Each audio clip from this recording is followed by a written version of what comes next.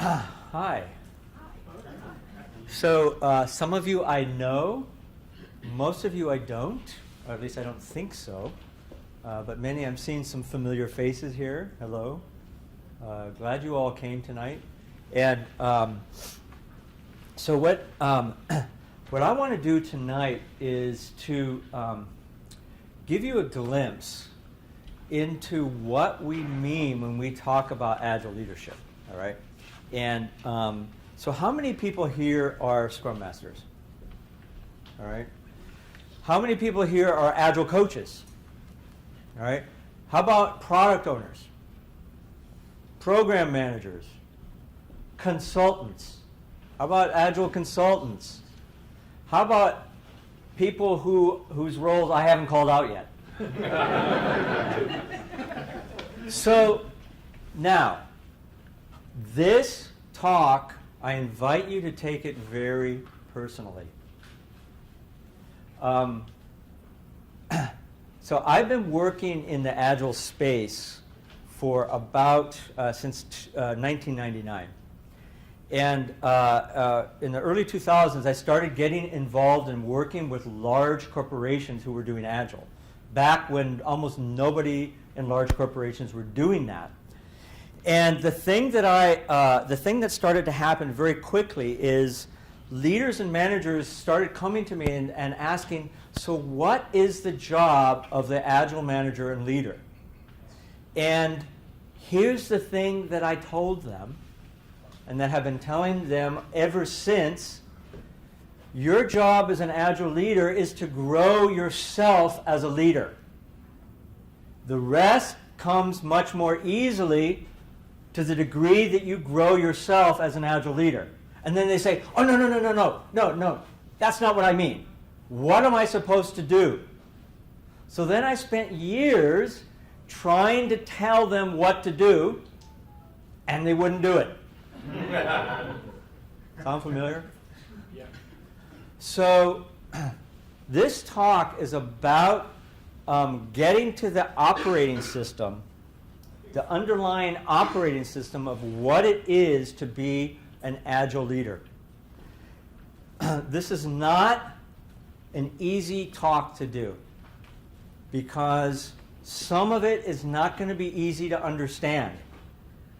So I'm wanting you guys to be my thinking partners tonight, all right? I've been doing this long enough to be reasonably convinced that it really begins, and when I'm speaking to leaders, it begins with you as a leader. It begins with how you make sense of the world around you and of yourself, all right? So don't worry about whether or not you understand everything I'm talking about. It's okay. Let it wash over you. I'm speaking to all leaders, and I'm also really speaking to leaders in organizations, organizational leaders, enterprise coaches, those kinds of people. So, so these are the topics that I want to hit on. So, about how much time do we have, Brian? Hour and a half. Hour and a half? Okay. Hour and then discussion after that. Right. Okay. Good. So, I'm pretty sure that I can get through what I have to get through in about 45 minutes, a little, maybe roughly there, and then we'll spend the rest of the time having a conversation. For me, the best part of these kinds of talks is the conversation, you know, that we'll have as a group. Okay. So, so these are the topics that I want to hit on. So first of all, what's the market technology environment? Another way of saying that is why Agile leadership? Why agility to begin with? So I want to get to first principles, because we talk about Agile like we think we're talking about the same thing, but we're not always talking about the same thing. So I want to get to sort of original principles. And so this is about moving from a predict and plan sort of mindset and management methodology to a sense and respond.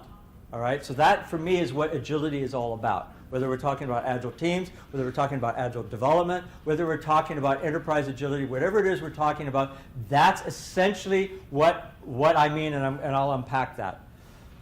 Moving from delivery agility to organizational agility. So we've gotten reasonably good in the industry at Agile delivery. Would you agree? Yes. You shouldn't agree. No.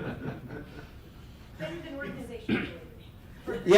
Yeah. So I'm going to. So I want to make a case for that. You cannot have delivery agility without organizational agility. Simply impossible, right? It's like having a toe without a foot. You can't have it. Can you? Maybe you can.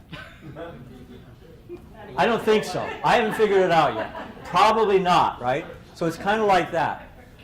So then we get to, so what is the job of the Agile leader? The job of the Agile leader is to catalyze. So I'm going to use strange big words tonight. Forgive me, right? The job of the Agile leader is to catalyze organizational agility. Is to catalyze, to bring about an ecosystem in which organizational agility naturally emerges. If it doesn't naturally emerge, if we have to force it, forget it. It's not going to work. So then we move to the inner operating system of the Agile leader. So I'm going to be using this operating system metaphor a lot this evening. And then what does this have to do with your organization? So we're going to point it back to kind of your organization, and then we're going to have a rich, hopefully a rich, I suspect a rich conversation. So that's my intention for tonight. You guys with me? Yep. Good. Okay, cool. So today's market technology environment, volatility is the first thing. Volatility means that something happens that we don't expect. It's very simple, right? That's what volatility is. And this is what this is kind of a snapshot from a month's period, or some period of time in the stock market. So volatility, right? Surprising things happen, much of the time surprising in a way that we don't like. Not just that we don't expect, but we don't like, or we don't want. Uncertainty, which is different than volatility. Uncertainty is that we see something, but we're uncertain about what it is. Accelerating change. I keep trying to find an image that shows the exponential curve. This is a linear curve, so it makes it look a lot easier than it is. It's actually much worse because it's actually exponential. So if this was to scale, this graph would go way up, to the, what floor are we on, 6? So it would go up to the 9th floor or something like that. So that's the kind of change that we're looking at. And then ambiguity, which is I see something, but I don't know what it is. It's a little different than uncertainty, which is I'm not sure what's going to happen next. And ambiguity is I see something right in front of me, but I don't know what the heck it is. And one of my great teachers, Carl Weick, used to use the term organizational riddles, that most of the situations we run into in organizations are like riddles. And this is what we mean. This is what I mean by ambiguity. And all of that summed together is from the old Army term. How many people have heard the term VUCA? V-U-C-K, so V-U-C-A. It's an Army term that refers to the natural condition in which we live, which is uncertainty, volatility, all that kind of stuff. Does this sound familiar? Does it sound like the world we live in? Snafu sounds like working lawyer. Well, so snafu is something different. Snafu is a product of VUCA, right? Or snafu is a momentary experience that we have that is the manifestation of VUCA, but in the background is VUCA, right? So remember that, because we're going to be using that word a lot. All right, so how do business leaders and managers typically approach VUCA? Well, not so good. Predict and plan. So predict and plan is the predominant approach. Now, we've been talking about, we talk about Agile, we think we're doing Agile, but most places that I go to, we're doing Agile in a very predict and plan way, right? And predict and plan, the essential thing about predict and plan is that we think that we can predict the future. And on the basis of that, we can make a plan. How many people believe that? You should all put your hands up. How many people have planned a vacation in the last 2 or 3 years? Raise your hand if you've planned a vacation in the last 2 or 3 years. We are the product of a predict and plan idea. The way we think tends to be predict and plan. The way I think does. You know, when I make a plan about something like last night, I flew into, I was expecting to fly into DC. Where did I land? Pittsburgh. So I had a great plan, but I ended up in Pittsburgh, and I was supposed to teach a class at 9 o'clock this morning, right? That doesn't work. So I live in a predict and plan world. I suggest we all do, right?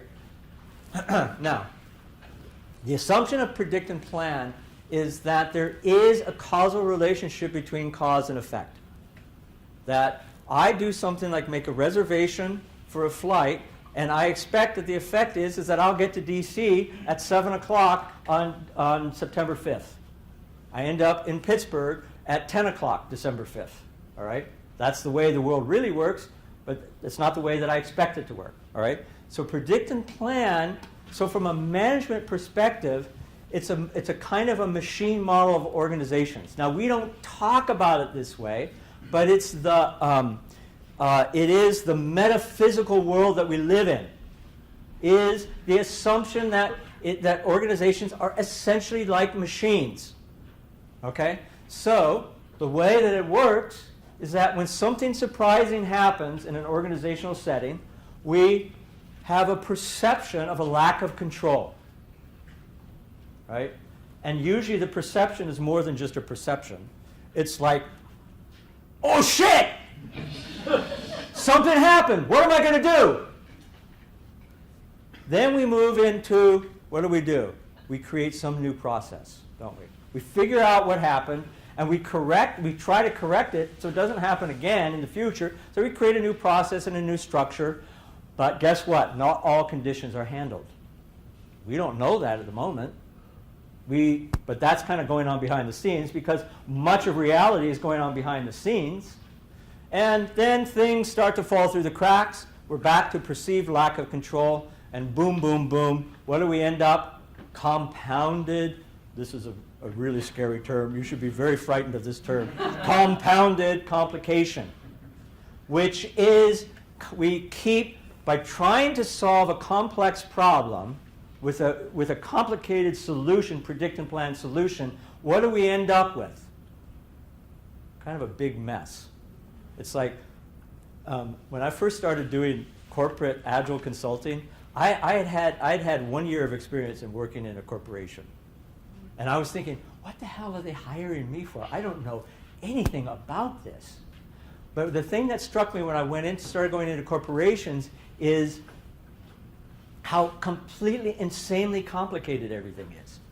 How many people have ever seen the old movie from the 70s, What's Up, Doc? One of my favorite funny scenes is a judge, a befuddled judge, who's trying to find out what happened.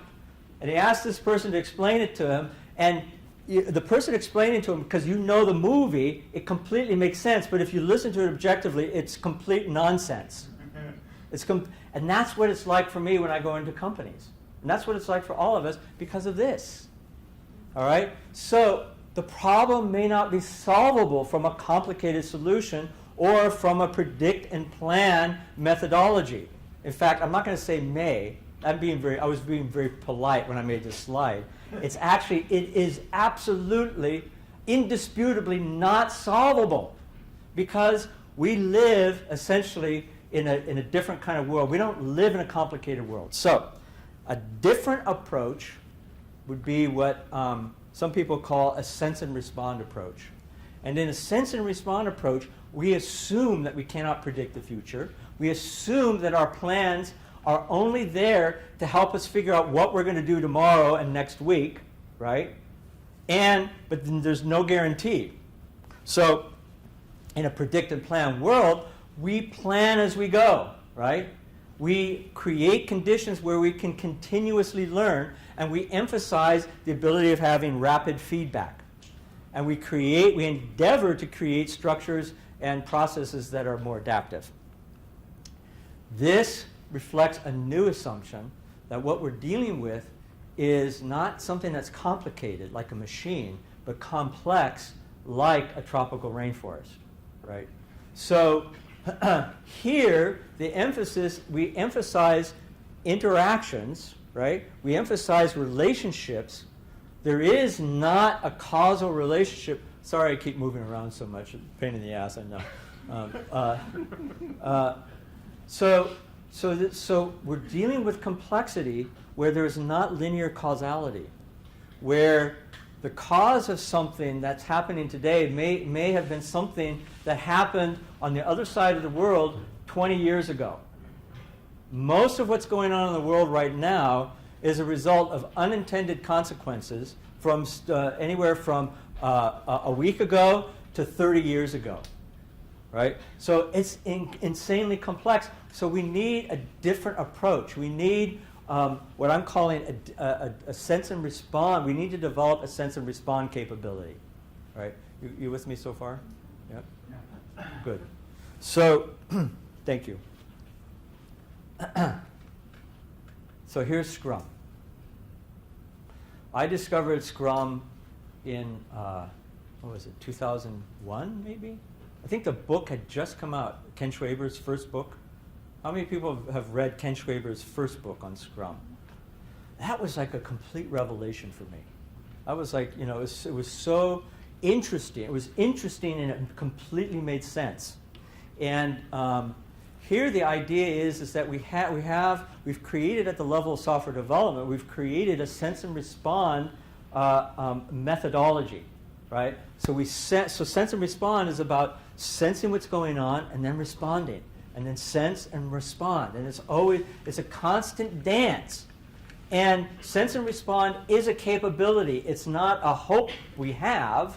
It's a capability. It's a set of competencies that we need to build, just as we build predict and plan competencies. Predict and plan, we don't just wake up and have predict and plan capabilities in companies, right? We have people go to get MBAs. The whole MBA system is built on based on predict and plan. And so we need a similar sort of metaphysics, a similar set of education, a similar set of ways of developing capability for sense and respond. And Scrum gives us a beautiful framework for doing this. Now, here's the rub. This is one of my favorite quotes. Ken Schwaber was my first Agile teacher. I was probably among the first 100 people who was certified as a Scrum Master with Ken Schwaber. I was an early certified Scrum trainer with Ken Schwaber, and this is my very favorite quote from him. I'm going to read it. Implement Scrum, and all of the reasons that an organization has trouble delivering quality software on schedule are thrown up in your face day after day. I mean, you got to get that. It is, isn't it true? I mean, think about your experience. Day after day, month after month, made obvious and critical by Scrum. So Ken Schwaber used to always use this disgusting metaphor that Scrum is like a meat grinder. What comes out is a product of what goes in, right? So it's not easy to do, is it?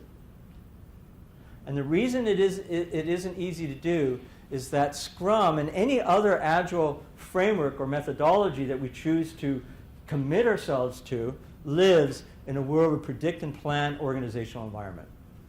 All right? So this is not new, is it, to anybody? Right? This is not surprising. It shouldn't be. So now, typically, what I hear people talk about is that what we need is more leadership and management, quote, support. How many people hear that? What we need is more leadership and management support. What do you think of that? Personally, I think it's insufficient. I think it requires a lot more than leadership and management support. It actually needs something revolutionary, what I'm calling organizational congruence, that there's a congruence between how we're working at the level of Agile delivery and at the level of organizational agility. By the way, those circles over there mean something, but we're not going to get into that tonight.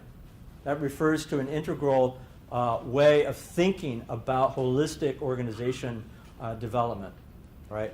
But the point here is that ultimately we need to rethink how we think about organizations. Is this a question? Is it a hand that came up? Well, what I was thinking about is in terms of having more leadership Yeah. and management support as Yeah. command and control. Yes. Okay, is what's going to lead to that? The biggest problem we have with cultural changes is not being able to change the structure, Yes. because culture follows structure. Okay. So so I would I'd like to suggest that that's a theory, and it's a viable theory, but it's not the only theory. So so I'm just going to make a little brief plug for integral thinking. This is not a talk about integral thinking. And those of you who don't know what integral is, just look up the word integral online and you'll get more information than you can possibly absorb. But the idea of integral is that we need lots and lots of different perspectives, that any single perspective only gives us a complete view of the picture, an incomplete view of the picture. And that integral is about completing our views. And so these circles indicates a set of different views that will help us get a more complete picture of organizations. So while that's true, that alone is not true, in my opinion. Yeah. Okay, great. So the second premise, so the first premise was, in order to meet the inherent complexity of VUCA, companies need to develop greater sense and respond capability. That was the first premise we sort of established a moment ago. The second premise is, to grow sustainably high-performance team delivery agility, you need to cultivate the emergence of broader organizational agility. The wording is key. You cannot mandate, you cannot motivate organizational agility into existence because it's a complex phenomenon.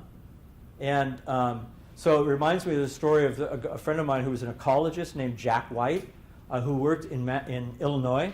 And he worked to try to restore prairies in Illinois. Believe me, this is relevant to organizations, right? His job was to restore prairies, and so people who owned land that they wanted to restore to prairie would hire Jack White. And so he tells the story how this one organization hired him, and he did an analysis, and he gave his analysis to them. And his analysis said, basically, you have to burn down all the trees, you have to kill the deer, you have to kill the rabbits, you have to introduce rattlesnakes and wolves, and all these kinds of things. And the people were appalled. Like, are you kidding me? This doesn't make any sense. And that is the nature of complex systems. Oftentimes, the solutions will not make sense. All right, so organizational agility, I'm tempted to read all of that, but take a moment and just look at that. But basically, organizational agility is about developing sense and respond capability at the level of the whole organization. So it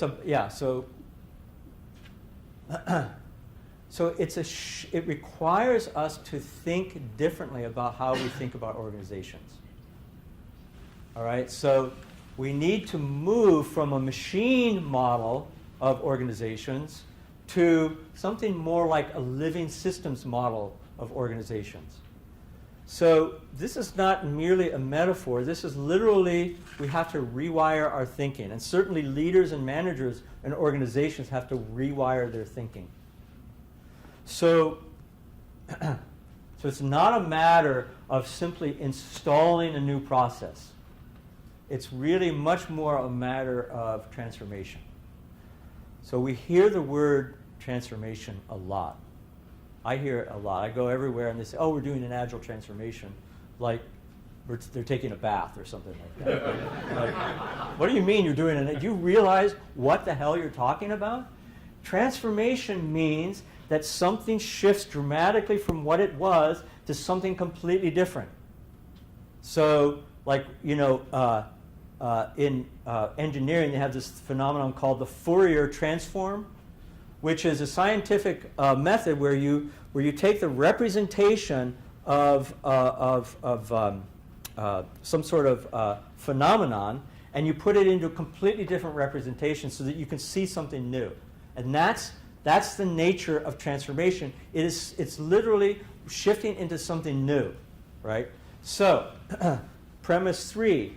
leading such a transformational change, so bringing about organizational agility is about transformational change, requires a shift in the leadership mindset. So the leadership mindset, not just the organizational environment, but the leadership has to change its own mindset from a predict and plan to a sense and respond. So, for instance, if I were to be truly sense and respond, I would have been able to totally roll with landing in Pittsburgh. It would be like, whee! I'm in Pittsburgh! Wow! I always wanted to go to Pittsburgh. Why don't I get off the plane and go to Pittsburgh? And then I'll rent a car and drive all night to get to DC so I can teach the class the next day. No problem. That would be a truly sense and respond mindset. I ain't there. And if I were to truly be able to lead in a way that could deal with VUCA, that's the kind of mindset that I'm talking about, right? So this is why I said at the beginning, this talk is personal, because we have to start asking ourselves, what is it that we are willing to transform in ourselves, or to what degree are we willing to transform our own mindsets? Stop blaming those leaders and managers. Start with yourself. And then maybe from having gone to a certain place in your own transformation, you might then see a way of helping others. So, I say requires a shift in leadership mindset. I mean us as well as them. As long as we're always and only talking about them, nothing will happen ever, period. You might as well do something else. Or you might as well keep doing what you're doing and keep looking to see what in me needs to shift in order to be the catalyst that I aspire to be. All right, so I feel you with me. You feel that in the room?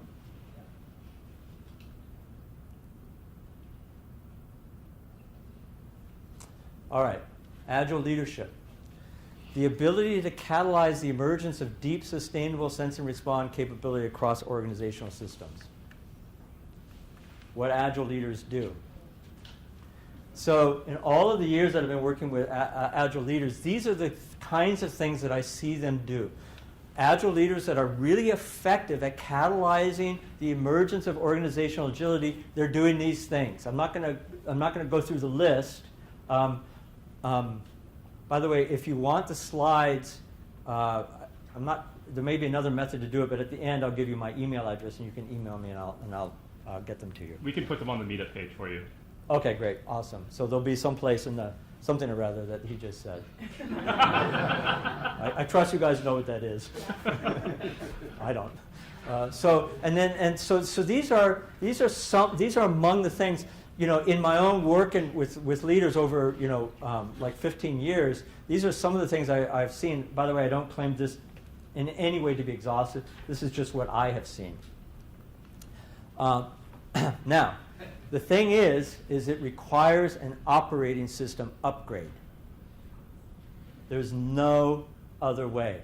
I wish there was. I've been working on it for a long time. There is no other way. If we are going to catalyze transformation in others, we need to start with ourselves.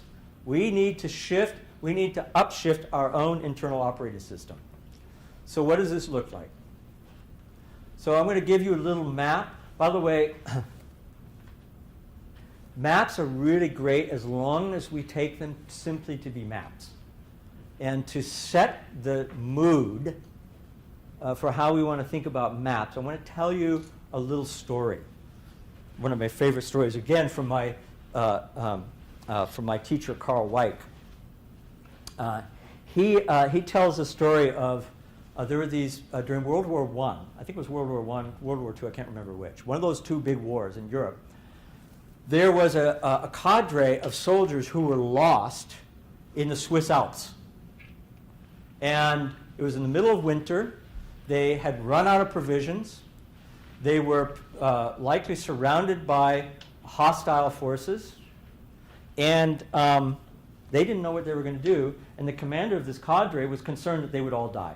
If they didn't get out of there, they would all die. So he pulled a map out of his knapsack, unfolded it, unfurled it, and said, okay, I think this is what we need to do. We need to go due east for several miles. We need to do southwest for, like that. And so he tracked a course for the cadre to get out of the mountains and to a village.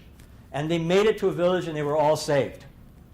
And then, several days later, as soldiers were recovering from this experience, one of the soldiers happened to look in the captain's knapsack and unfolded the map and looked at it. I think you guys know, some of you know where this is going. It was not a map of the Swiss Alps. It was a map of the Pyrenees Mountains, some 1,000 miles away. So, the thing about maps is, any map will do. Right? As long as it's reasonable. As long as it's reasonable. As long as we believe it.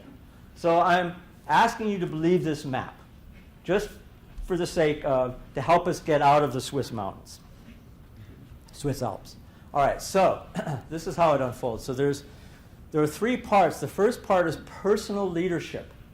So this has to do with my own capacity for sense making. It has to do with, and by the way, I differentiate sense making from meaning making. Sense making is how I make sense of information that's coming to me from around in my world, right? So it's a kind of a cognitive way of making sense. Meaning making is emotional. Somebody says something to me, and I make up a story about what's going on.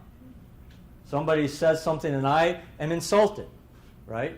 They did not insult me, I promise you. But I take that they did. That's meaning making. Sense making is when something strange happens when I'm driving down the road, what's the sense that I make of it? Oh, I can't tell if this person's making a right turn or a left turn. I need to somehow figure it out. So that's the difference between sense making and meaning making. All right? My capacity to empathically relate with others. So these are all things that happen in our own internal sense-making operating system. We're going to unpack this a little bit more in just a moment. All right, so that's the complexity of sense-making. The next part of this map, I often call this 3 horizons of Agile leadership. The next one is relationship leadership, my ability to relate with others, to communicate effectively with others. Right? To collaborate, to be able to be in collaborations. I've recently started a new company, and so I've been collaborating with new people. And collaboration is really hard, isn't it? How many people find that collaboration is pretty hard? All right. How many people of you who didn't raise your hand are lying? It's really, really hard. So there's relationship leadership, and so we want to develop complexity in relationship. Complexity in our capacity to relate with lots of different people in lots of different situations. So to the degree we can do that, we're going to be able to facilitate organization leadership, which is what we typically think about when we think about like management and leadership. We tend to think of it in the organizational context. My suggestion is that unless we develop our own internal sense-making operating system and develop skillfulness in relationships, you might as well forget about being able to impact the broader organizational context. I'm sorry to deliver so much bad news. Okay, so these all, like I was just saying, all lead to one another, right? So it's an operating system in this sense. There's a kernel, there's services, and then there's I can't remember all the different terminology of the different parts of the operating system, but there are lots of different parts. So let's dive into the sense-making kernel, the operating system kernel. So what do you see? How many people, take a look at this picture. How many people see a young woman in a hat? Raise your hand if that's true. All right. How many people see an old woman with a large nose? Right. And some of us might be able to see both. All right. So now, here's a question. Where does the picture exist? On the screen? In here, right? So that's what we're referring to by sense making. And so we construct the world in our minds. It doesn't just, it's not like, we're not like a processing machine that takes information in. We literally construct the world based on input that's coming in. So it's kind of like this lens that we're looking through, right? That lens always intervenes with what's going on between us and the world. The lens it doesn't only color what's happening, it literally determines it. So we literally see tigers in our world that aren't actually there. And then we don't see tigers that actually are there, right? So how many people know what I'm talking about here? Like if you look in your own life, we make up stories about what's going on around us all the time. My wife said something to me. I got really irritated with her. We got into a fight. Where did all of that happen? It happened in our minds. It happened in our own sense-making apparatus. So we need to develop the capacity to see our own sense-making lenses. I'm not going to get into all of this very deeply, really, but suffice it to say that there are parts that go into this sense-making lens. Part of it is our culture. Part of it is what I'm calling our frame of reference, which is where we choose to give our attention, what we think is important, what we're committed to, what we value. And then finally, there's the complexity of our experiencing. What happens in our moment-by-moment experience. Okay. So now the problem is that oftentimes the sense-making lens we have is incapable of dealing with the complexity that's around us. Would you agree with that? Yeah? So how many people have ever seen this before on a computer screen? It was kind of fun, wasn't it? Yeah? How many people had fun with MS-DOS? Admit it. I had lots of fun with MS-DOS. But MS-DOS had a lot of limitations, didn't it? Right? And it was an operating system. And it was an operating system that had limited capacity to run complex apps. You're not going to run PowerPoint. PowerPoint, what's the most recent version, 2007? 2016. Huh? 2016. Oh, 2016. Oh, I'm really way behind the times. Yeah, so you're not going to run PowerPoint 2016 on DOS, right? It's not DOS's fault. It's just simply not an operating system that's equipped to deal with that sort of complexity. So along comes Windows 1.0. Suddenly we have quasi-multitasking. We have this graphical user interface, really a completely different capability. It's an operating system capability. And then some years after that comes along Windows NT. So NT brought a level of capacity for dealing with complexity that Windows 1.0 couldn't deal with, and so on and so forth. The same thing happens with us. So I want to teach you just a little bit about developmental psychology, because it's important. Developmental psychology points to how we make sense of the world. Developmental psychology has been around since the 70s. This is very well established research. There's no question about it anymore, right? That human beings go through different phases of development in the complexity of their sense-making. Another way of putting it, they go through different phases of evolution in their ability to deal with complexity.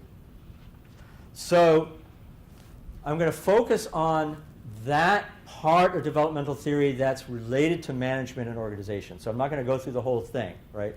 So there are we can identify three stages that we see very commonly in organizational environments, so less and less commonly, actually, right? The most common one is leader as tactician, check out the expression on this guy.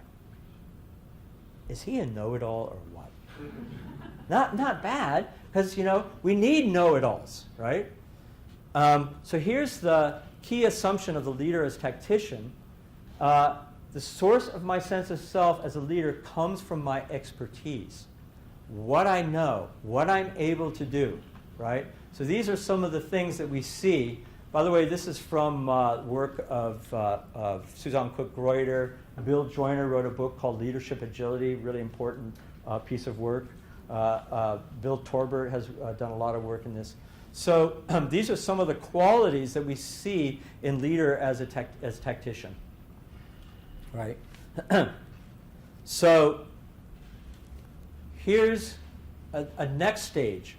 So with each stage, we're looking at the capacity to deal with increased complexity, all right? So the next stage out is leader as strategist, all right? Leader as strategist, their sense of themselves as a leader comes from their ability to drive others toward my mission. Notice it's still my mission, but I recognize, unlike the tactician thinks that he or she can only get things done themselves. So this is where you get managers who micromanage, who want all the metrics, the tactician is the most common form of manager in an organization, right? Strategist is able to see the larger picture, right? But it's still their picture, right? So they're trying to get everyone to go in their direction. Better than tactician, because at least they're able to see the broader system, but we're still not there. They're still not good at dealing with VUCA, right? So this is where we see most executive leaders. This is where tacticians, where we see most sort of like middle managers, and strategists is where we see most executive leaders these days, right? So, and these are some of the details on that. Here we have leader as catalyst. And leader as catalyst, they get this sense of their leadership. It comes from the sense that we're in an ever-evolving process together. So can you see how that's really very different than leader as strategist? Yeah? Oh, yeah. Just don't see him around. You don't see them around. But now here's the thing. This is not a personality typology. This is a developmental phenomenon. It is entirely possible, in fact, actually happens, that human beings can develop themselves through these stages by actively working to upgrade their own internal operating system.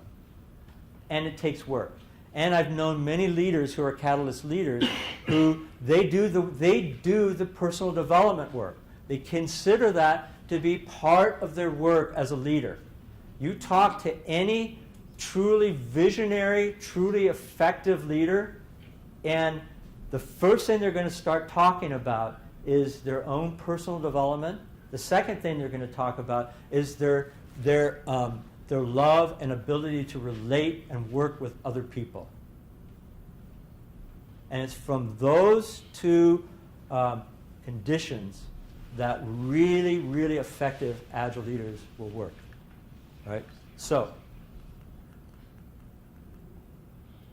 I'm not going to go through all of this. It's a little more detail than we want to do right now. So, given what we've been saying so far, I'm going to invite you guys to turn maybe to somebody next to you or to a couple of people next to you and speak to these questions. How would you characterize the nature of your own sense-making operating system? So would you characterize yourself as a tactician mostly? And note, by the way, that you're not just one thing. Sometimes you're between things, and sometimes you're a mix of things, right? So how would you characterize the nature of your own sense-making operating system, and how might this be helping or hampering your agile leadership, however you want to define it? Now, if you want to do a more advanced kind of question, which I suspect some of you do, ask yourself this: what are the kinds of things that are really hard for me to make sense of? And what what new capability might I need to develop in order to make sense of that? So literally, this is just a way to kind of decompress. We've been in this frame for about 45 minutes, and so we'll do this for a little bit, hear from some of you, and then we'll finish it up, and then we'll open it up for a Q&A. So take just, I don't know, 5 or 7 minutes to do that. Have those conversations around with people around you.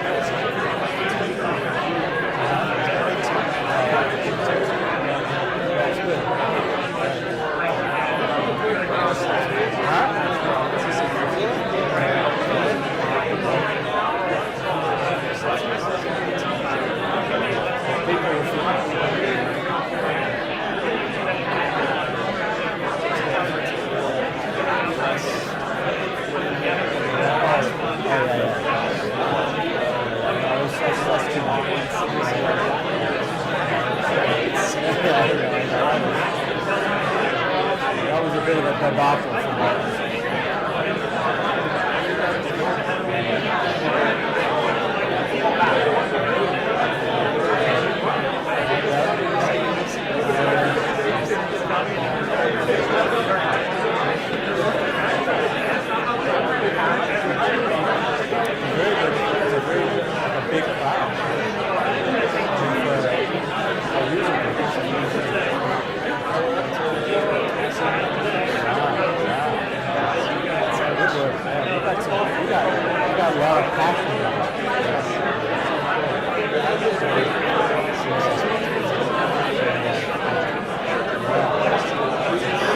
So hard to keep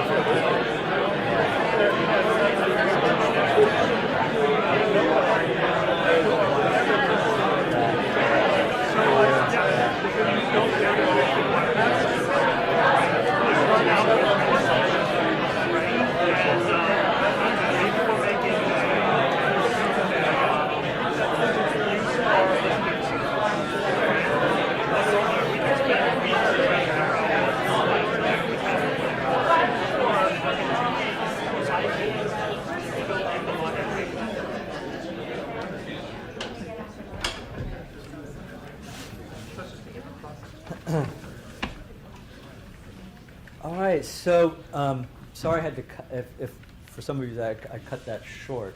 I just want to hear from a couple of you, maybe 2 or 3 or maybe 4 of you. So what did you see from that conversation you just now had? This is not the beginning of the open Q&A.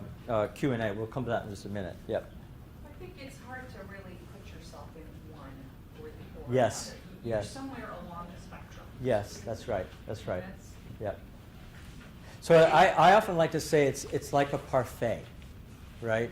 And each one of us has a different amount of yogurt versus fruit versus whipped cream or whatever it is, right? Nuts, you know.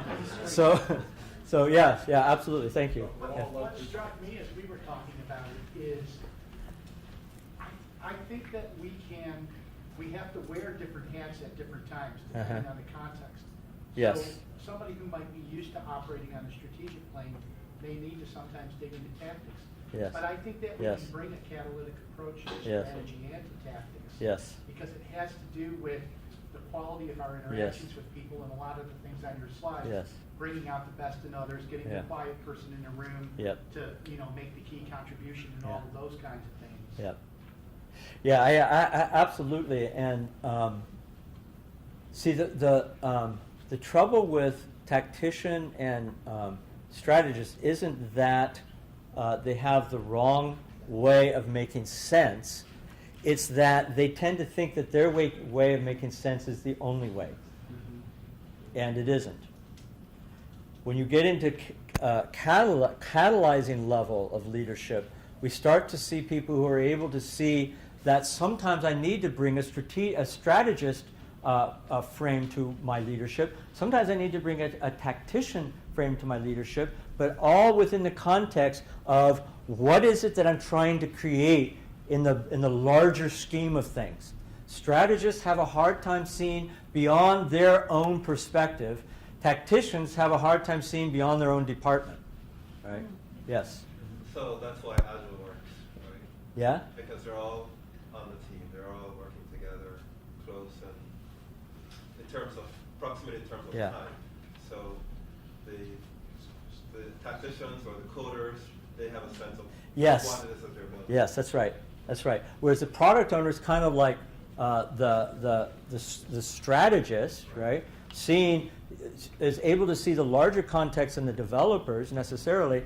And one of the a big part of the work that I'm involved in is training and developing and coaching Agile coaches.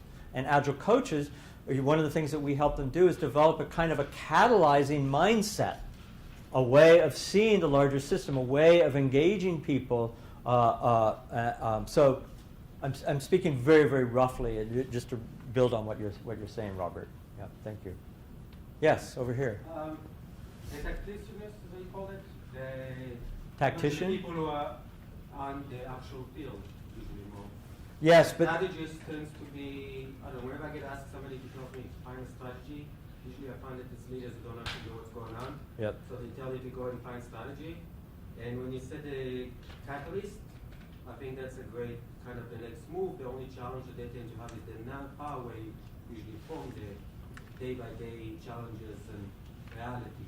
Right. Which is how Right. do you then deal with that? Right. And I think that was a bit of a challenge from the Right. discussions before that. So catalyze, I'm just going to speak to that very briefly. So catalyzing leaders, the way that they work at the level of the organization is they view organizations as ecosystems, right? They don't view them as machines. They don't see that in order to affect a change over here, they got to go in there and do something to the machinery. No, the way that catalyzing leaders tend to look at organizations is they see them as ecosystems, and they ask themselves the questions, okay, how can I, or we, it's usually we, how can we design conditions such that qualities and capabilities emerge in the ecosystem that help it do what it's designed to do? It's kind of like Jack White and that prairie, right? How can I create conditions such that prairie can grow? Because the end of that story is that some 10 years later, what he created was conditions such that the prairie was able to regrow. Right? So can you see that it's a completely different way of thinking about organizational management and organizational systems? We'll take one more reflection on this exercise, then take a few minutes to close this, and then we'll completely open up for questions and conversation. Anything else on this exercise? Yes? Well, what I was pondering is that staying in the competition mindset actually hampers your personal development. And you can only Yes. move forward. Yes, yes, that's right. So, the thing is, the question is what do you identify with?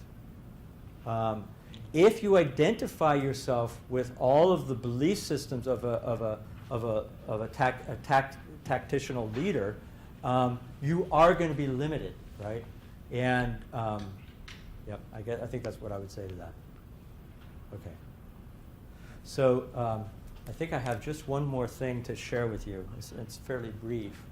Before we move on, yeah. can you just repeat that question Yeah. that catalyzing leaders ask themselves? You said, how can we design conditions such that capabilities? So I'll try. I won't. I may not say exactly the same thing, but I'll recreate the idea. Right. So So as a catalyzing leader, the question I'm asking is how do I design for the emergence of conditions that support what it is that we as an ecosystem are here to do? So how can I create conditions that bring about the emergence of what it is that's needed for us to do what it is we are here to do as an organization? So if you look at like a company, right? So how can I develop capabilities? And unfortunately, we just simply don't. That's a whole other topic to completely unpack that. But it has been unpacked, and it is being unpacked, which is how to do this in an organizational environment. And just to give you a couple key words, integral has a lot to do with it. And there's another field of work and research called spiral dynamics, which has also influenced my own thinking and a number of people's thinking who do this sort of work. Okay, so can we go to the last thing? Yeah. And then we'll open it up. Yep. I was going to say, when you say integral, you mean as it relates to organizational behavior or? So can you hold that question? Because that's going to open up possibly Pandora's box, and we'll see what we need to do about that. All right. Thank you. All right. So so stages of Agile adoption. I'm not going to go into this. I'm certainly not going to try to defend it. But basically the idea here is that knowing what kind of agility you're trying to do in your company is really going to be helpful. Now, I keep hearing companies that are talking about we're doing an Agile transformation. When I hear Agile transformation, I think of organizational agility. That's not what most of those people are talking about. Most of those people, what they're really talking about is by the way, scaled delivery, scaled Agile is still delivery agility. You know, so a lot of people in the scaling world like to talk about that what they're doing is they're working at the level of enterprise transformation. Not really. They're just simply adjusting structures to make it a little bit easier to do delivery agility, and usually what they end up doing to do that is to take enormous shortcuts that end up causing a lot of problems elsewhere in the organizations. I'm not saying that, by the way, to diss scaling. I'm just simply wanting to call it what it is. It is a delivery methodology. That's all it is. It has nothing to do with transforming the enterprise. Transforming the enterprise, you could say that scaling starts to happen in this domain of business agility, where we're starting to focus on strategies to increase business value. But I'm not going to believe your organization is doing business agility unless I'm hearing and seeing evidence of a really powerful and advanced application of lean startup.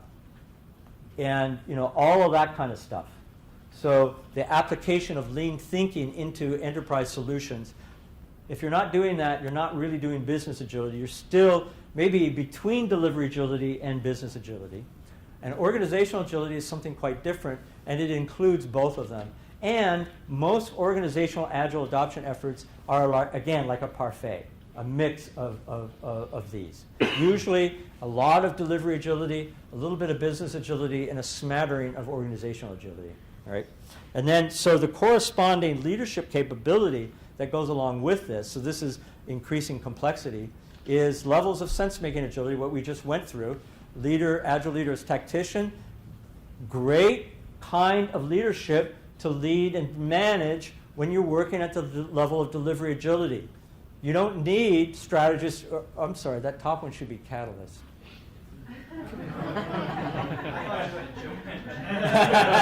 The big punchline.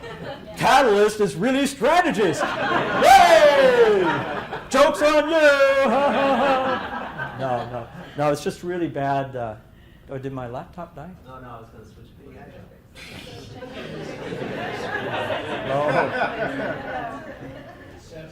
Oh well. End of presentation. All right, well, no, it's coming back up. Oh boy, Sorry, Michael. No, I shouldn't. But it was a nice gesture. Okay, he's going to do it anyways.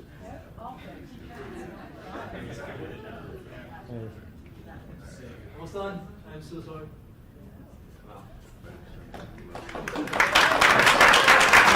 Thank you, Brian.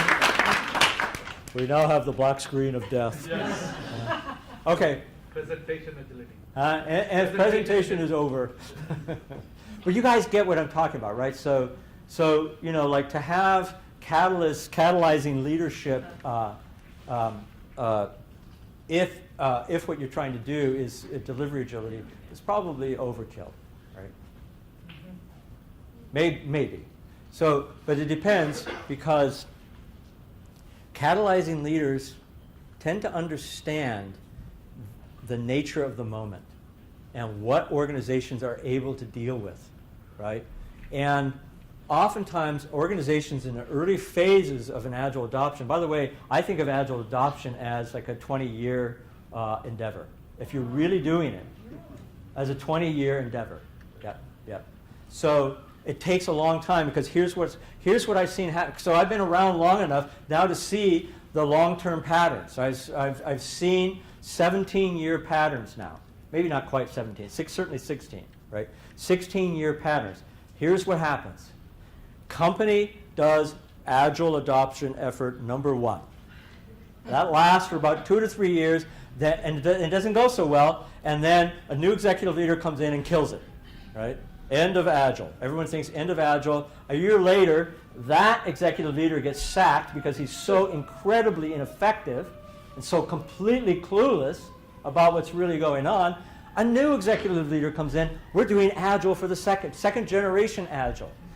All right, lots of stuff happens. They still suck at it. That leader gets canned, but they're a little better at it than they were before, right? And then that leader gets canned. Agile dies again, but it doesn't die quite as long, because there's enough of a culture of Agile that that it can come back to life again. And then Phoenix comes out of the ashes again. Agile adoption, 3rd generation. So that's about as far as I've seen it go. 3rd generation is better than 2nd generation, but it's still at best operating at this level, right? So this is a long-term game, right?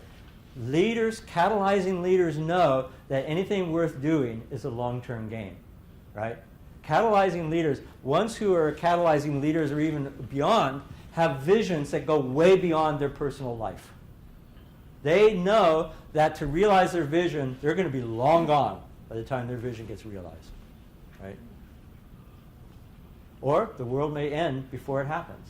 But that's not the point, right? Okay, good. So just a couple of things. So I am writing a book on this topic, and the book will go into a lot more depth and a lot more breadth than I can possibly begin to even hint at in a single hour. And then we also have a workshop. It's called Evolve Agility, Transforming Yourself as an Agile Leader. The evolve agility is a key word here because we're talking about the evolutionary nature of agility, and it begins with you as a leader. So the premise of this workshop is this is about upgrading your own internal operating system as a leader. So it's definitely, I've been doing a lot of workshop design over a lot of years. This is definitely the boldest thing I've been involved with. When I think about it, I quake in my boots. It's really, but anyway, so we have some coming up, including one that's coming here. And there's a tiny URL. Probably the best thing to do if you have any interest in this, send me an email at that email address. Our company is such a lean startup kind of company that we don't even have a website yet. So we've created a training, and we made an announcement. We filled up a first class in September 27th, so that gave us a sense of, okay, so there's some viability here. Now let's think about doing a website. And so we're now in the process. We should have a website up in the next week or two, right? So completely agile, lean startup approach to doing this thing. I have to confess, when I was creating this slide and I realized I didn't have a website to put on, I felt quite embarrassed. But bear with me, all right? If you want to know more, send me an email, please. All right? Okay, that's it. Open discussion. Sorry, it took a little longer than I thought. Always does. So questions? Yeah, buts? Yeah. So first of all, thank you so much for the talk. I thought it was amazing. Mm. Now, I want to bring us down a level or two, and I want to ask about the like how the agile leadership applies to the project management or dev level, right? Because the way I understand it, and obviously I have little experience at this point, but the way I understand it is, if we take SDLC, even an agile approach, there's things that always happen within the framework, right? Like during every sprint, before it, we always plan, and during the planning, we always, list out user stories, the impact, all that stuff. So how do you reconcile the agile thinking, sense and respond thinking to kind of this framework of project management that always happens? You mean the predict and plan aspect of project management? Yeah, it seems like a little clashing to me. But. Yeah, it is. It is. Just know that in adopting a sense and respond approach to things doesn't mean you throw out predict and plan. You just use it to the degree that it's useful, right? So a lot of people say of Agile, well, it's Agile, we don't need to plan, right? So from the very beginning, I was always a huge advocate of Agile chartering, which is bringing the entire project community together to envision and create a roadmap for how we're going to attack the development and delivery of this product and service. Now, the thing is this is a highly sense and respond approach to planning, right? So I'm not saying don't plan a vacation. I'm not saying, honey, let's go to the airport and see where we're going to go. I wouldn't advocate that, right? So there's an element of planning, and at the same time, it's a kind of approach to planning that recognizes, as Dwight Eisenhower said, the point is not to plan. The point is what happens to us as a community in the process of planning something together. And the emphasis on the word together. It's about creating shared understanding, shared commitment, shared vision. And and then you can throw it, once you've got that, then it's like your map of the Pyrenees Mountains. You don't need it anymore. Is that useful? Yeah, thank you. Hopefully it's not too cryptic. Yeah. Yeah, I appreciate your giving the talk. I think it's very inspiring for me. I've worked at a lot of different companies, but generally the companies I've worked at, a very large swath, right? I guess I've been lucky. I've worked there when they were what we're calling agile, which I just termed to be creative and open. So there's a lot of energy when you have that sort of thing taking place, because now everything isn't so set in stone. Yeah. Like the way you think about solutions and problems and how you tackle obstacles on the most basic level, personal and otherwise, it's always a creative endeavor every day. Yeah. So I've tended to gravitate in one way or another into those sort of environments. And I've seen a lot of incredible things happen at, a lot of different companies, Sony, Sega, Microsoft, LexisNexis, a lot of different companies. But then at some point they mature and they turn into this very stale, Yeah. solid block of cheese where everybody's kind of invested and protected and isolated in silos, Yeah. which kills the creativity. And then we're getting into these frameworks we're talking about. So what happened? Why does there seem to be such a large demand to get back to have this discussion of reflection that you're talking about? And what's the first thing people can do to start adding that competency back for themselves? So when I go into a large company, I never assume, in fact, I think it's a complete fantasy to think that we can transform entire companies. But what we can do is we can create conditions in which emergent transformation can happen within pockets inside of companies, right?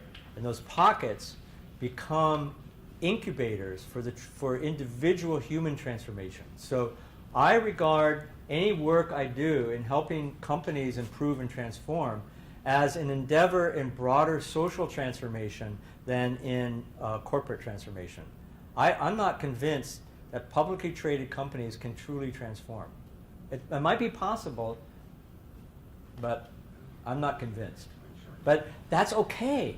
It doesn't matter, because the notion of a corporation is, to a great extent, a social construction anyways, right? So, at some point, it's going to wear itself out.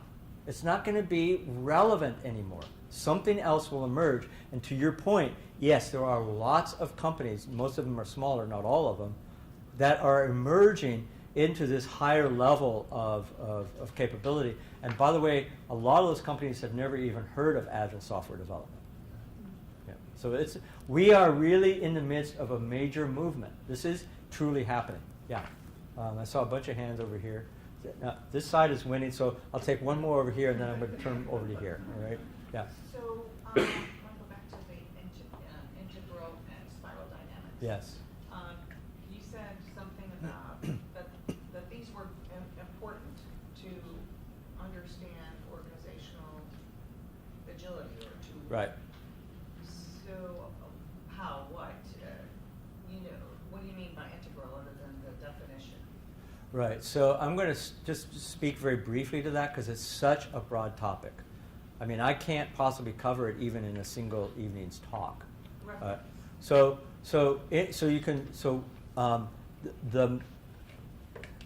I would say the place I would go to first would be Ken Wilber.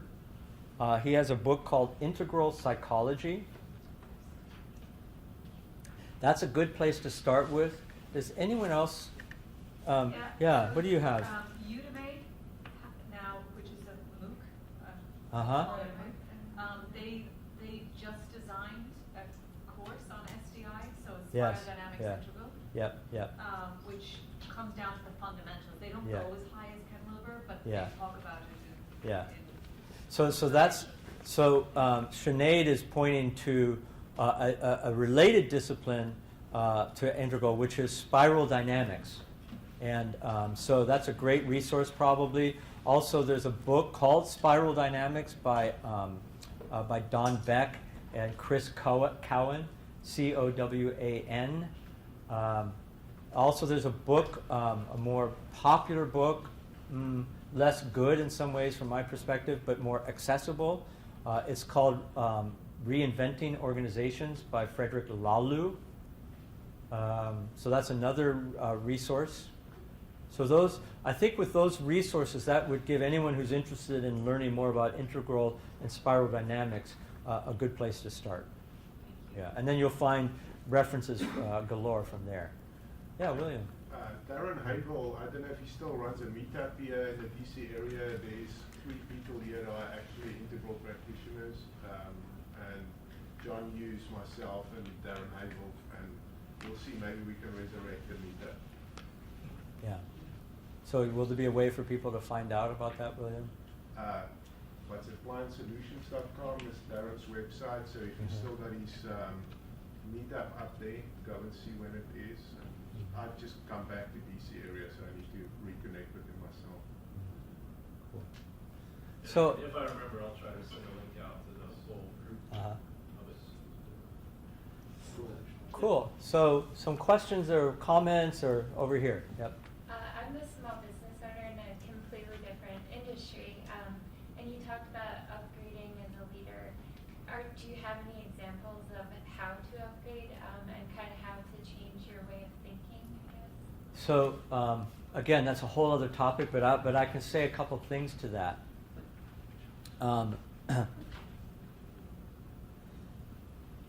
I've come to the conclusion over years of doing this kind of work that it requires a different kind of education. It's non-conceptual education, it's experiential education, and it's education that has a very strong professional coaching dimension to it. Leaders have to be supported to move beyond their comfort zone. And by support, I mean that they have to be, to some degree, pushed, whether by a coach or by a mentor or by maybe some organizational environmental condition. So, for instance, the catalyzing leaders I know who are really good at developing leaders. And one of the things they do when they're developing leaders is they put them into situations that stretch them. Not stretch them in terms of their competence or their expertise, but stretch them in terms of what they're able to deal with emotionally, psychologically, and cognitively. You following me? So I'm convinced that's the only way. And from what I've seen, just from what I've seen, and from the research, that's pretty much what it takes. So it takes it. Going to classes about agile frameworks and that kind of stuff ain't going to do it. It just is not going to do it. Or conceptually oriented education where people leave the event feeling pretty good about themselves, or that ain't going to do it. They need to be literally in what I call a developmental environment, or what what's his name calls a deliberatively developmental organization. Robert Teagan. He has a book called Everybody Culture or something like that. Creating a deliberatively developmental organization. It's creating conditions that are deliberatively developmental, which is to say it's deliberatively constructed to catalyze people's internal operating system upgrade. And it's happening. I mean, it's a big part of leadership development now. So the most advanced work in leadership development is talking about this stuff. This is how they talk about it. So just follow on, would that include coaching? Oh, absolutely. One-on-one coaching, Yep. And would you recommend any particular programs, not necessarily just for one-on-one coaching, but are there programs that one could go through that would provide that? To develop yourself as a coach? As a leader. As a leader. Yeah, I don't think I think coaching is to some degree relevant for leaders, but I wouldn't recommend necessarily. I mean, I guess leaders can get, coaching programs can be deliberatively developmental in the sense that we're talking about here, but thank you. But there's probably a faster track for leaders because you're also developing a lot of skills as a coach, which is important, but a little bit off topic, in my opinion. Yeah. Yes. Could you name one or two leaders that have evolved catalysts that have gone through this developmental process? I know several personally, and there are many who exist, and for some reason they're just not coming to mind. And I'm also afraid to say the names of some of them because it could end up becoming a politically rancorous conversation.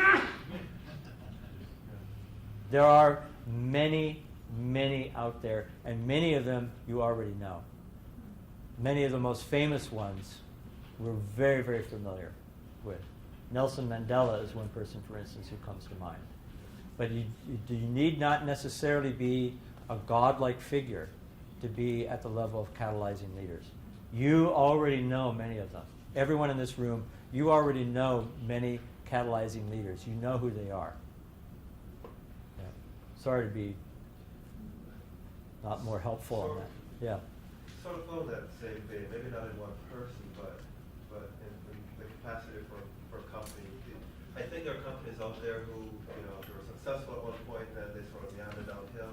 But they're having changes of leadership, and each leader are at different levels. And when they have a leader who has a capacity, that's when the company sort of takes off again. For example, and I'll say a name because I'm not going to field the question, but Microsoft, right? Their current. Yes, that's right. Great example. The current leader, CEO of Microsoft. Right. So he came with that for the company itself. Yeah. It seemed like they went through leadership until they Yeah. hit on that person who had that skill. Yeah, yeah, yeah. Yeah, I'm not sure what to add to that, but yes. Sorry. Yeah, over here, and then a couple more over here, and then we'll come back to this side. I know you guys are. Yeah. Thank you again for tonight. I was wondering if you could give maybe a 2-minute elevator pitch of what your class entails. So the class Evolve Agility is a 3-day workshop, and what it is a sequence of activities and experiences that have leaders experience their own leadership, and where the gap is between how they are currently leading and how they aspire to lead. And so there are a series of very, very specifically designed activities that are designed to expose that. So it's a very non-conceptual kind of workshop, and so there are no PowerPoint slides. There might be one or two, and it's very light on models and frameworks, and very heavy on creating conditions where leaders get to experience and grow in real time their agile leadership across the 3 horizons that I described, which is the personal leadership, relationship leadership, and organization leadership. And so it's a very real-time oriented. This is not talking about leadership. It's about creating conditions in which leadership can happen, and people learn about and grow their capacity for leadership experientially. So it's a different kind of workshop. It's not for everybody, right? But it is for leaders who are really serious about upgrading their capacity for agile leadership. Is that? Yeah, that's great. Yeah. There you go. Yeah. So to do this, to be an agile leader, and to be a catalyst, and to see things getting done bigger than, the sum is greater than the whole parts. I might be getting that wrong. Yeah. But it takes a lot of energy.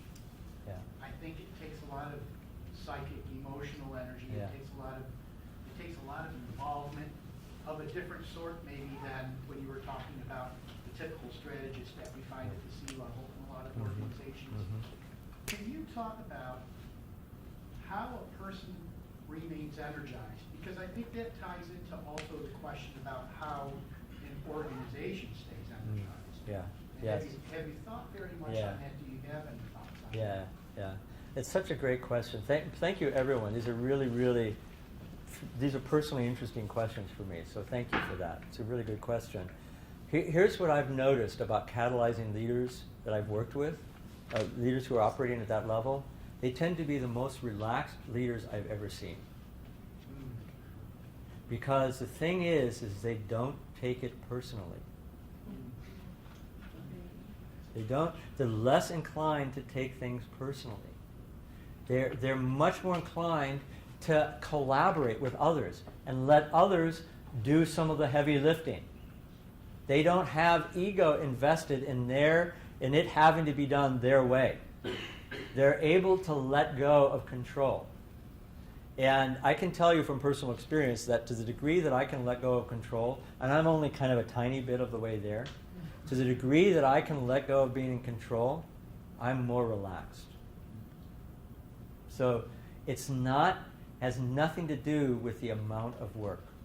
the amount of work that executive leaders have oftentimes is that which they bring onto themselves because of their unwillingness to let go of control, let go of attachment to an old world view that ain't working anymore.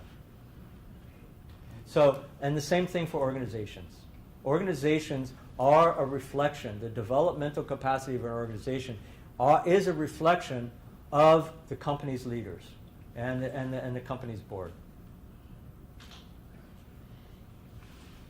Yeah. I'd like to add to that. There's catalytic leaders that I've seen are ones who also inspired by giving a purpose, a higher purpose. Yes, that's right. That's right. And yes. motivating people constantly with Yeah. that kind of a higher purpose rather than other things. Right? Yeah. And negativity begets negativity, so Yeah. try to avoid that. So, to your point, and by the way, you're all touching on topics that if we had, 4 more hours, we could really go into, right? We got plenty of Huh? but to put a cap on what you're saying, Kenny, right? Is by the way, if I don't say your name, it's because I can't see your name tag. So Kenny, how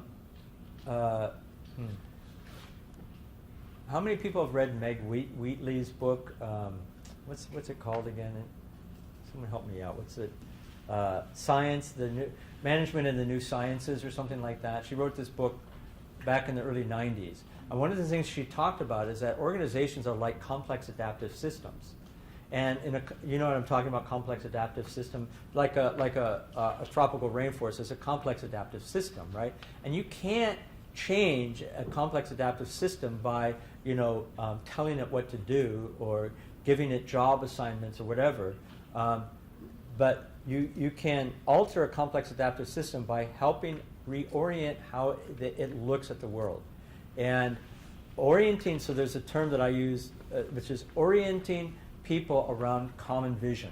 That's one of the things that effective Agile leaders do, is they orient people around common vision. So that's a big, it's not the only part of it, because since it's integral, there's lots of different things that have to happen, but that's one of them. Yeah. Good. Thank you. Yeah. Yes. I've been just recently learning about Scrum and Agile and being kind of a Scrum master, but I have no experience in any of this. Uh-huh. I mean, people automatically jump to the IT, so is it becoming more widespread in a lot of industries? That's one part of my question. Trying to figure out what's the best way to go about this. Just getting a certificate, then it seems like there's 5 to 10 other certificates and acronyms that you need to go along with it. So again, I don't have any IT experience at all. So I don't know how to speak to any of that really, except to say that don't worry so much about that stuff. It's kind of a personal thing. I wouldn't worry so much about that stuff.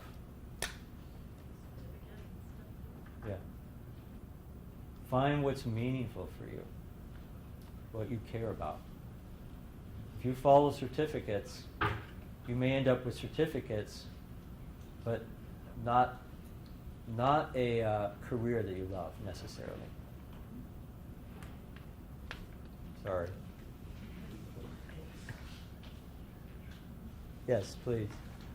So I'm focusing on that change side that Agile brings to all of these environments. Yeah. And one of the discussions we had before coming here was how do you create that safe space where people feel like there is a constant change, right? But I'm not, I'm not going to fall apart in the process of doing it. I'm not going to, you're not going to lose your job, that kind of thing, which is a huge discussion point. Yes. Right? And so I've been focusing on trying to understand, you've got this Agile thing that's coming through, there's some organizational development impacts, and you've got the change management just based on using Agile, both to the end users and to the people joining that process.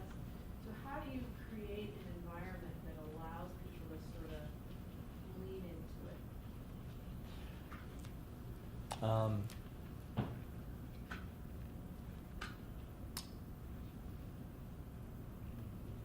I'm thinking how to respond in a way that's useful. I think most of today's managers are addicted to change. And they're chasing every 6 months or so, they're chasing the newest shiny object. And companies are constituted to encourage this sort of change chasing, So executive leaders are replaced every 6 months.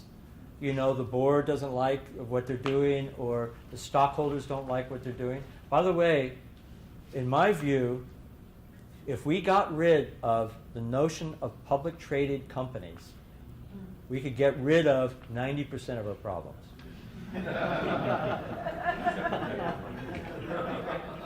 Head on up to New York, Mike. Huh? Head on up to New York. Yeah, I'm sure they'll welcome me.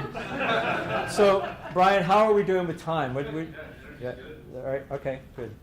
All right, sorry, I know see, the problem is that the answer to most of these kinds of questions requires us to look more broadly at the broader system. We can't solve the problem where the problem is happening most of the time, because the source of the problem is somewhere else. And it might have happened 10, 15, 20 years ago. Or it may be such a general global condition that we don't even know what it is. So one of the things that we do is we teach leaders about systemic thinking.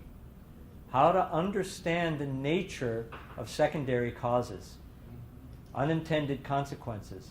Most of the problems in the world, most of the challenges, like North Korea, tell me about it. Talk about the law of unintended consequences. If you study the history of U.S. foreign policy in relation to North Korea, you will come to the conclusion that they are absolutely right in their position. And I know that's an apparently appalling thing to say, but it's the nature of secondary causes and unintended consequences.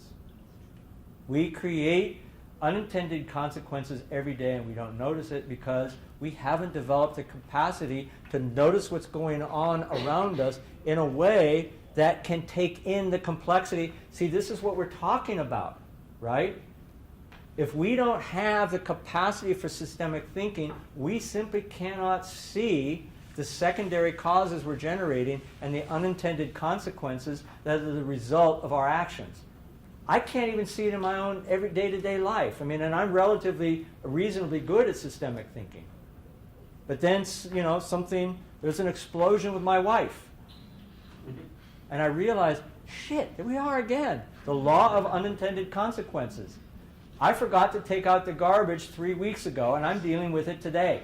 Because I promised, right? And I broke a promise. That's the law of unintended consequence. Every time you break a promise, there is an unintended consequence. You may not like that. You may not agree with it. But go out and look at the stars. Go out into the middle of the desert, look at the stars, and complain about your right to break your promise, and notice the benign indifference of the universe.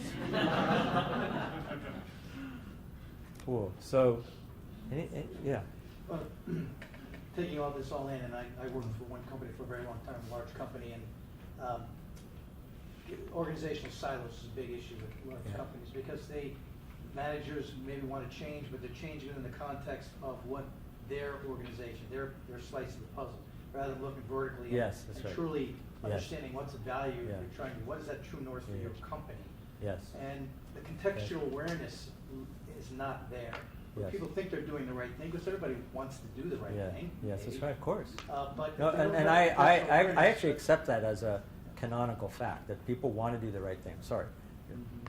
The book Team of Teams by Stanley Crystal, General Stanley Crystal, is a great book in my mind, but it talks about complicated versus complex.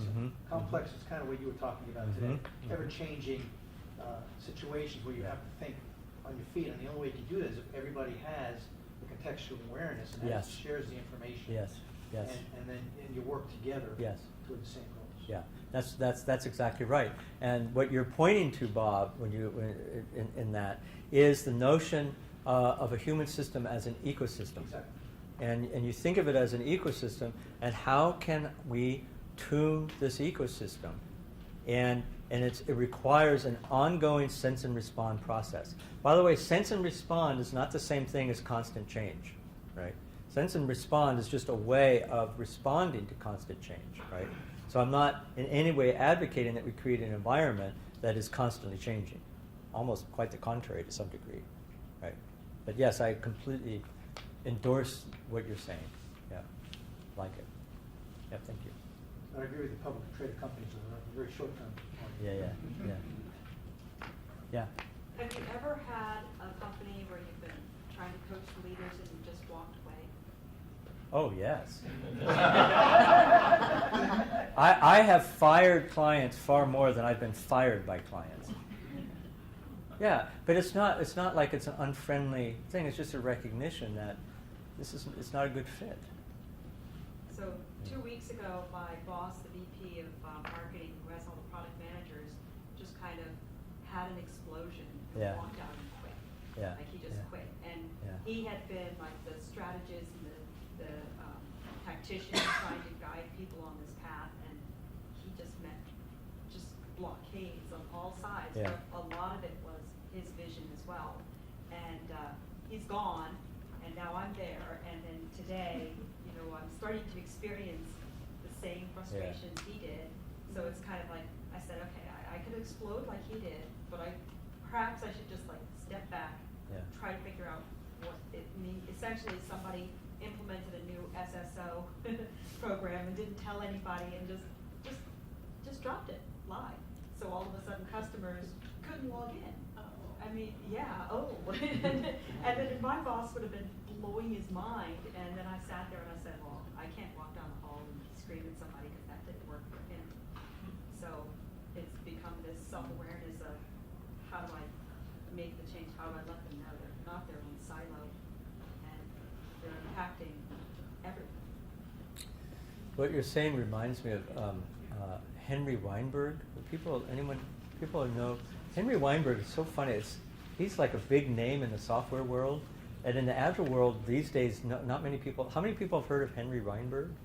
He used to be like really, really big in the Agile world, and he was a teacher of consultants, of IT consultants, and one of the things that he would say is that I forget what he had. He had all these playful terms like the law of rotten fruit or something like that. And if you pick up a piece of rotten fruit, put it back. Don't put it into your shopping cart. Does that resonate for you? Yeah. Gerald Weinberg? Huh? Gerald Weinberg, sorry. Yeah, Gerald, thank you, Jerry Weinberg. I knew I had that wrong, but okay. Yeah. Yeah, well, see, that's the thing. Part of adopting a catalyzing frame of leadership for ourselves is being unwilling to put up with bullshit. Because we recognize that we are too badly needed in the world to be misused. And most companies misuse their people. And, it's a nasty piece of fruit. And isn't there a line that you have to kind of walk there when you talk about, I've always kind of had this problem in my own mind with, I don't suffer fools easily. Yes, right? yes, Or that's not right. putting up with bullshit. Yeah. But on the other hand, in order to engage where we're most needed with a dysfunctional organization, Yes. there has to be some recognition on our part that dealing with bullshit is almost a prerequisite to do the job. Right. I guess what it really comes down to is understanding when you're running against a brick wall as opposed to understanding when you're maybe running through peanut butter and it's sticky, but you can make progress with people. I don't know.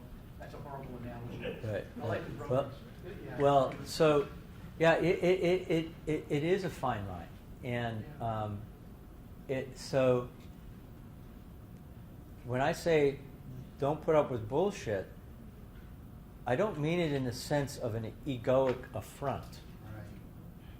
We often interpret bullshit, or we relate to it like it's like an affront on our ego. That's not what I'm talking about. I'm talking about when I'm able to put my ego aside and look the situation straight in the eye and ask myself, is this the best use of me? Given the need in the world. And it's almost an objective question. It actually has nothing to do with you. It has to do with the world, what's needed in the world. So it's actually a very humble way of relating to yourself. Is that? Yeah. One more. Yeah, one more. Okay. Well, it's kind of a comment to add to that if you really do approach that in a humble way, Yeah. and you're in a situation, Yes. as the woman over there just described. Yeah. Yeah. As a leader, you Yeah. may say, well, I'm going to admit that I've been doing this for X period of time Yeah. in this organization. Yeah. Probably done what I can. Yeah.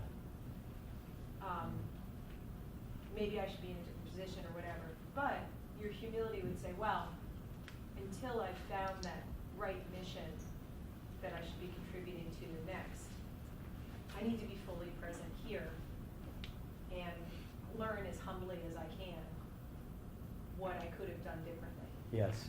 So, good. So, you could approach that in the spirit of humility, right? Or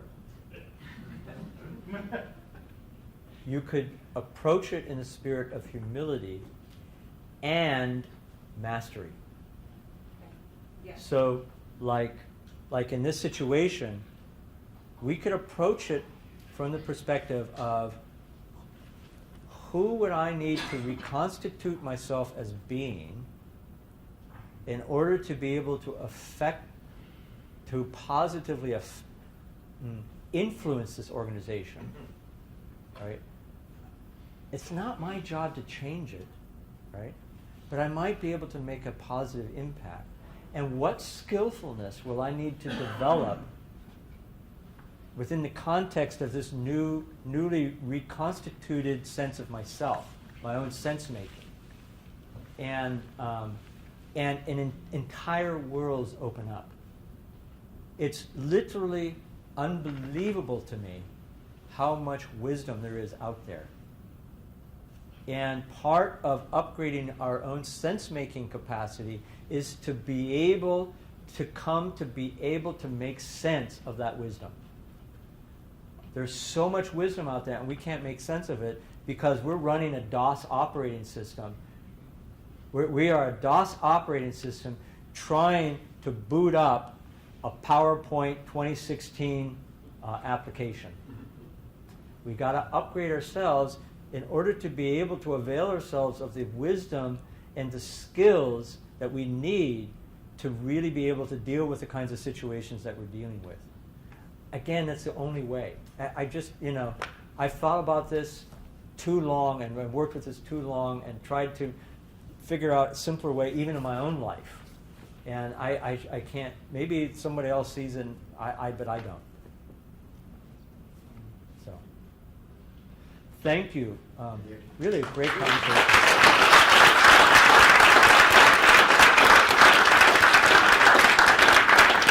So you have a very appropriate book, I think, if anybody, I've taken the course with Craig Warman on large-scale Scrum, and you want to get a crash course in system thinking and causal loop diagramming.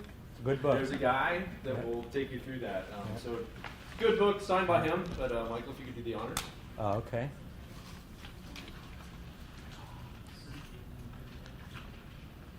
Jim. He left. Sorry, Jim. He probably left 2 minutes ago, right? Yeah, he said, he ended up at 5 a.m. Craig Eddy. Craig, excellent. And so, like we normally do with retrospective, we like to also continuously learn here. So there's a little ceramic basket, a ceramic porcelain bowl out there with these cards, green, and this is for facility. Excel as the host, me as the host, Michael in his presentation. Green card, fantastic. I'm going to come back every time. Even leave us some feedback as to what made it so good. Yellow is like, it was good, but I could see some areas where we can improve. Go ahead and throw in yellow. Red, I may not come back unless you fix this. For a while it was air conditioning. I think we fixed it. Michael, you may want to submit one for me for a real-time interactive with your presentation. My apologies, I failed you out to you. And I noticed when you asked me that you held up the red card. Huh? Yes, and I will hopefully make up for it with a nice bottle of cab. Nice. There you go, sir. Thank you very much. Let's hear it again.